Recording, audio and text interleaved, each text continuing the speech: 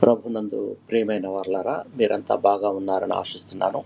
ఈరోజు దేవుడు మనకు గుర్తు చేస్తున్న దీవెన అపోస్తలుల కార్యములు 1వ అధ్యాయము 8వ వచనము. పరిశుద్ధాత్మ మీ మీదికి వచ్చినప్పుడు మీరు శక్తి పొందుదురు, అప్పుడు మీరు నా సాక్షులై ఉందురు. యేసు ప్రభు తన శిష్యులకు ఒక గొప్ప వాగ్దానం చేసి నెరవేర్చాడు. ఆయన పరిశుద్ధాత్మ వచ్చినప్పుడు వారు శక్తిని పొందుతారని, ఈ శక్తి కేవలం శారీరక బలం కాదు, కానీ భయాన్ని జయించే గొప్ప ధైర్యం, సత్యంలో నిలిచి ఉండే విశ్వాసం, ప్రేమతో సేవ చేసే హృదయం. మన జీవితాల్లో చాలాసార్లు బలహీనతలు, నిరుత్సాహం, భయం వస్తాయి. కానీ పరిశుద్ధాత్మ మనలో పనిచేసినప్పుడు మనం మారిపోతాం. భయపడిన పేతురు పరిశుద్ధాత్మతో నిండిన తర్వాత వేల మందికి సువార్త ప్రకటించాడు, అనేకుల్ని ప్రభు దగ్గరికి నడిపించాడు.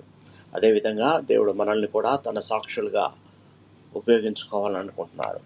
పరిశుద్ధాత్మ మనకు ప్రార్థన చేసే శక్తి ఇస్తాడు, దేవుని వాక్యాన్ని అర్థం చేసుకునే జ్ఞానం ఇస్తాడు, సత్యంతో నడిపిస్తాడు, ఇతరులకు ప్రేమ చూపించే హృదయాన్ని దయచేస్తాడు.